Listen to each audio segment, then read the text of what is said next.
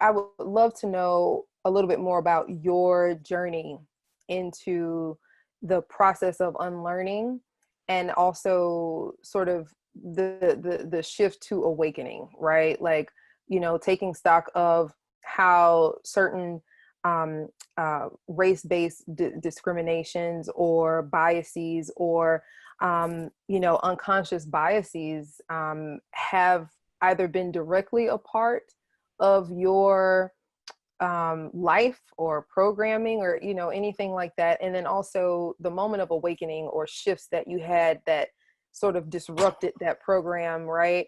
And brought you into this place of being very vocal about all of the isms, especially racism, that is so rampant and prolific in our society.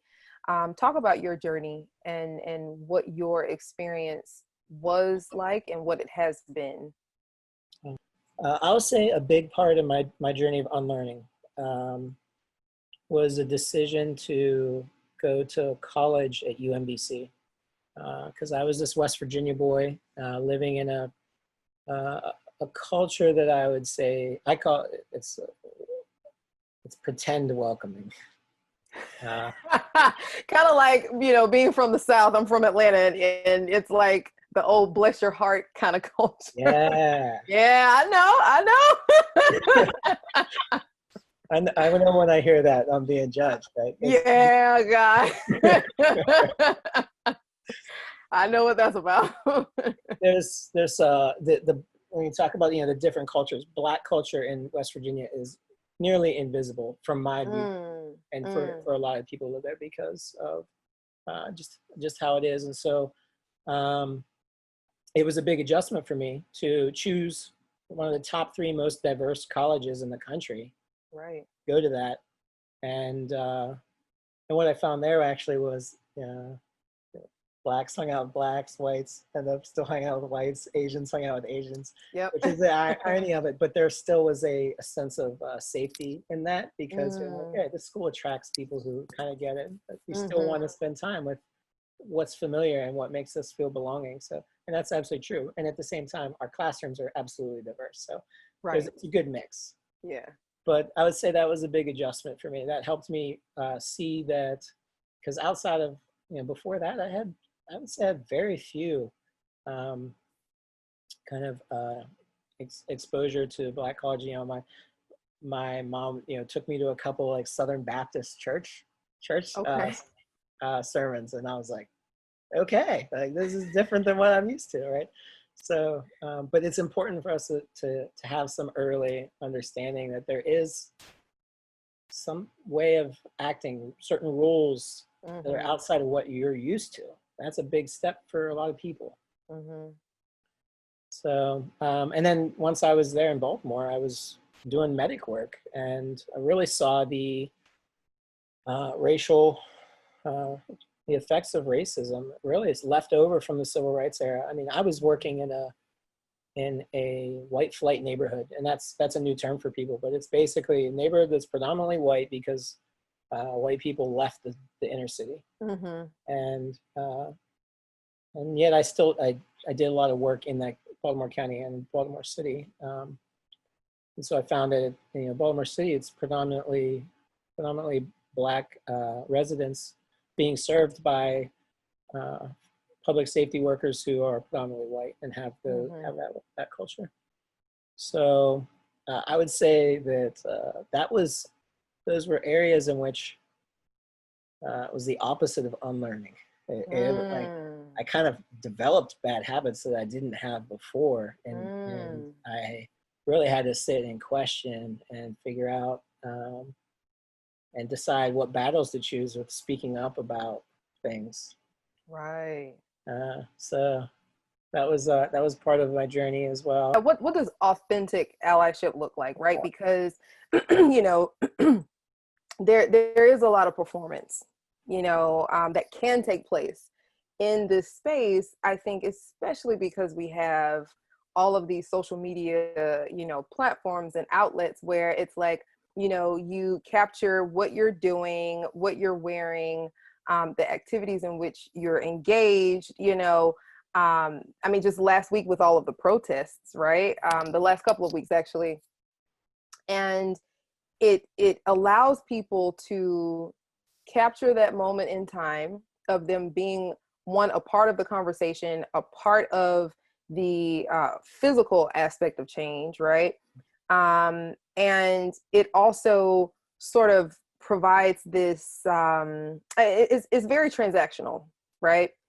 You give something, you get something in return, right? So you get hearts, you get likes, you get retweets, you get follows, and who knows what else. And if you are an influencer, then that means that your brand appeal sort of ignites, and you become a lot more attractive to prospective sponsors and those who want to work with you. And if you're a beauty influencer, you get these beauty brand deals, and everything under the sun. So and outside of being online, sort of offline, there's also this sort of transactional sort of feedback that someone could get in return, working in any space of allyship, but specifically here with doing anti-racist work. It's sort of the accolades that someone could get from being in a space where they're talking about injustices to Black people, or the ongoing, sort of injustices to those who are Indigenous, or to the immigrant community, et cetera, et cetera. So for anyone who is white, and let's say that this is their first time being met with these issues that we just talked about that have occurred in the last, few weeks, and they want to be a part of the conversation, they want to be a part of this work, tell them right now exactly what does authentic allyship really look like, and what it doesn't. I think that's important too. I will say that the first thing that I would say to these people is amplify the voices of those who are marginalized or being oppressed, right? So I'm going to turn this question back on to you, right? But by creating a safe space, using this platform of my audience who typically listens to me, what does allyship look like to you? What do you want to see from white people, right? And I think white people need to ask that question of their Black friends, or of the few Black people that they might know. For me, I'm always very big on introspection. I think that is the first place for any person to begin. It's how introspective are you on a day-to-day basis? And have you checked in with yourself to sort of understand what your words and your language, what does that look like? How is it characterized on a day-to-day basis? Also, what are the forms of media that you're watching and consuming? I'm very big on that, right? Yeah, I know that, media is one of the largest contributors to how we are numbed into submission, how we are desensitized, how we are programmed, and how we are also controlled to believe certain schools of thought, certain narratives, for a specific purpose, right? So I think anyone who's introspective, and literally, if it helps to get a journal, to sit down and be really introspective. And in the back of my book, I have a journal or workbook. My book is Breaking Bitch: Dismantling the Lies to Reclaim Your Truth, and I feel like that workbook can be applied to this exact same thing. You know what I mean? Like, definitely, because I ask certain questions in regards to literally taking stock of the television programs, the music, the conversations that you're having with people, and how many times does this word show up in your life on a day-to-day basis? How many times do you believe that you are absorbing this word? And so I feel like it's the same thing with anyone who is white and wants to be an ally or co-conspirator. It's like, how often are you consuming conversations or being a part of or participating in conversations that perpetuate like racist beliefs? Or do you regularly tell jokes or hear jokes from your white friends or family members that are rooted in racism, you know?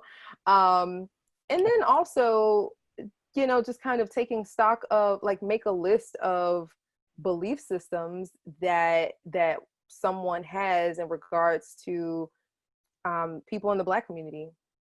Do you have stereotypes, you know, about folks in the Black community? Do you Right. have stereotypes about other groups that are non-white? And I think that awareness, that introspective awareness, creates this like alchemical shift in people, where now that you're aware, you can never go back, It's true. because you're gonna, you know, you're gonna have reminders everywhere that sort of let you know, like, oh, this is showing up in your life, this is showing up in your consciousness, this is showing up in your belief systems. And whatever we believe in, it informs and also influences how we act on a day-to-day basis. So I think before anything, you know, in terms of sort of the outward or more public behavioral, you know, kind of